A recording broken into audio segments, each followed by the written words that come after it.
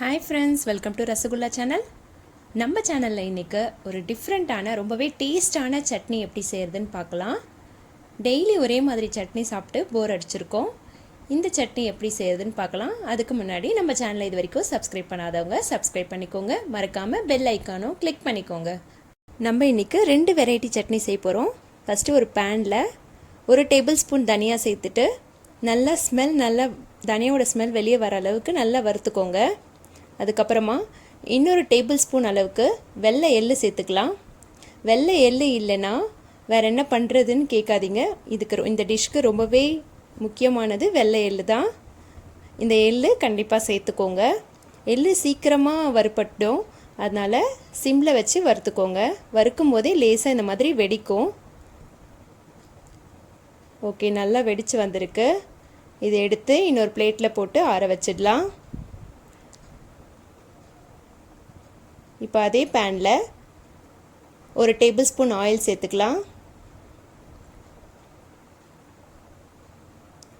எண்ணெய் காஞ்சதும் கொஞ்சமாக கடுகு சேர்த்துக்கோங்க. இது தாளிக்கிறதுக்காக கிடையாது, அதனால் கொஞ்சமாகவே சேர்த்துக்கோங்க. 1/4 ஸ்பூனுக்கும் கொஞ்சம் கம்மியாக சேர்த்துக்கோங்க. கடுகு பொரிஞ்சதும் 1 டேபிள் ஸ்பூன் அளவுக்கு கடலைப்பருப்பு சேர்த்துக்கலாம்.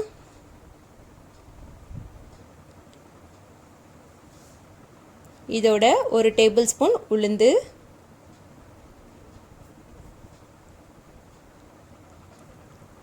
இது ரெண்டும் நல்லா வறுத்துக்கோங்க.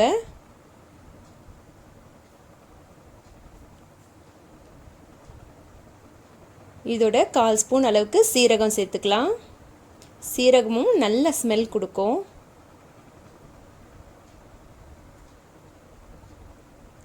நான் இன்றைக்கி 4 வரமிளகாயை சேர்த்துக்கிறேன். உங்கள் காரத்துக்கு ஏற்ற மாதிரி நீங்கள் சேர்த்துக்கோங்க, கொஞ்சம் அதிகமாக கூட. இதோட ஒரு 5 பல் பூண்டு 5 பல் சேர்த்துக்கலாம்.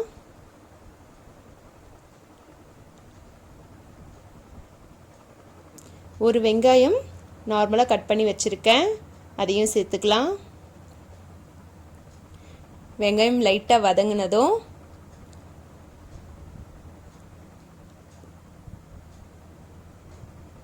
கொஞ்சம் கண்ணாடி மாதிரி ஆகட்டும், லைட்டாக வதங்கட்டும். இதுக்கப்புறம் ஒரு தக்காளியை கட் பண்ணி வச்சுருக்கேன், அதையும் இதோட சேர்த்துக்கலாம்.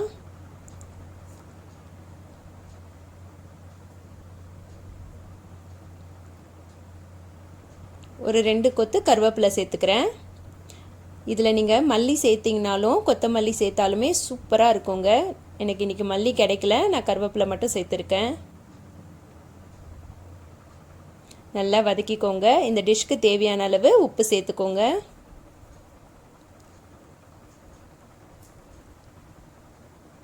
இதை நல்லா ஆற விட்டுடலாம். ஏற்கனவே ஆற வச்ச தனியா எள்ளை ஒரு மிக்ஸி ஜாரில் சேர்த்துட்டு அரைச்சிக்கலாம். இது பொடி பண்ணும்போது மிக்ஸியை கொஞ்சம் விட்டு விட்டு பொடி பண்ணி எடுத்துக்கோங்க.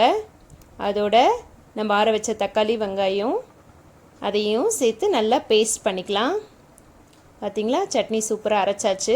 கொஞ்சம் கொரப்பாகவே இருக்கட்டும். கடாயில் 1 ஸ்பூன் எண்ணெய் விட்டுட்டு 1/4 ஸ்பூன் கடுகு, கொஞ்சமாக உளுந்து, கருவேப்பிலை சேர்த்துட்டு சட்னியை தாளிச்சிடலாம். எள்ளு வறுத்தோம் இல்லைங்களா, அதோட ஸ்மெல்லு, தனியாவோட ஸ்மெல்லு சூப்பராக தூக்கி பூஸ்ட் பண்ணி கொடுக்குங்க. ரொம்பவே டேஸ்டான சட்னி தயார். எள்ளு உடம்புக்கு ரொம்பவே நல்லது. நம்ம எப்படி எதில் யூஸ் பண்ணுறதுன்னு தெரியாமல் இருப்போம். இந்த மாதிரி சட்னி அரைச்சி சாப்பிட்டு பாருங்கள். ரொம்பவே டேஸ்ட்டாகவும் இருக்கும், ஹெல்த்துக்கும் ரொம்பவே நல்லது. இந்த டிஷ் உங்கள் வீட்டில் ட்ரை பண்ணிவிட்டு உங்களுக்கு எப்படி இருந்துச்சுன்னு சொல்லிட்டு உங்களோட ஃபீட்பேக்கை எனக்கு கமெண்ட்ஸில் சொல்லுங்கள். அடுத்த சட்னி பார்க்கலாம். ஒரு பேனில் 1 டேபிள் ஸ்பூன் எண்ணெய் விட்டுட்டு எண்ணெய் காஞ்சதும் 1/2 டேபிள் ஸ்பூன் கடலைப்பருப்பு, 1/2 டேபிள் ஸ்பூன் உளுத்தம்பருப்பு, இதோட 4 வரமிளகாயை சேர்த்துக்கிட்டு வறுத்துக்கலாம்.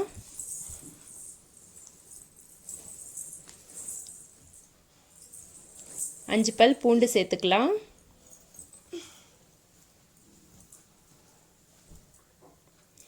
ஒரு வெங்காயம் கட் பண்ணி வச்சுருக்கேன், அதையும் இதோட சேர்த்துக்கலாம். வெங்காயம் லைட்டாக வதங்கினதும் கொஞ்சம் வதங்கட்டும். வெங்காயம் சேர்த்ததுமே வெங்காயம் வதங்கின அப்புறமா ஒரு தக்காளி கட் பண்ணியிருக்கேன். தக்காளியும் இதோட சேர்த்துக்கலாம்.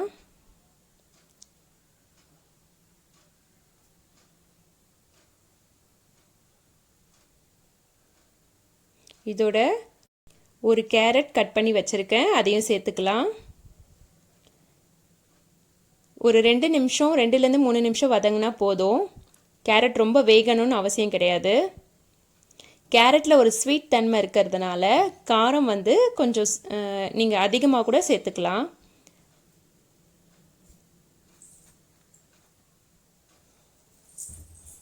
ஓகே, நல்லா வதக்கியாச்சு. இதை தனியாக ஒரு பிளேட்டில் மாற்றி ஆற விட்டுடலாம்.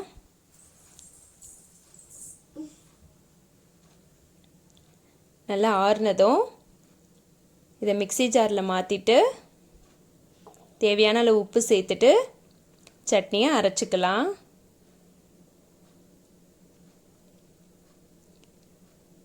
அவ்வளோதான், சட்னியை தாளிக்க வேண்டியது தான். ஒரு ஸ்பூன் எண்ணெய் விட்டுட்டு கடுகு, உளுந்து, கொஞ்சமாக சீரகம் சேர்த்துக்கோங்க. நீங்கள் சட்னி அரைக்கும் போதே கொஞ்சம் சீரகம் சேர்த்துக்கோங்க. அப்படி இல்லைன்னா இந்த மாதிரி தாளிக்கும் போது கொஞ்சமாக சீரகம் சேர்த்துக்கோங்க. சூப்பரான கேரட் சட்னி தயார்.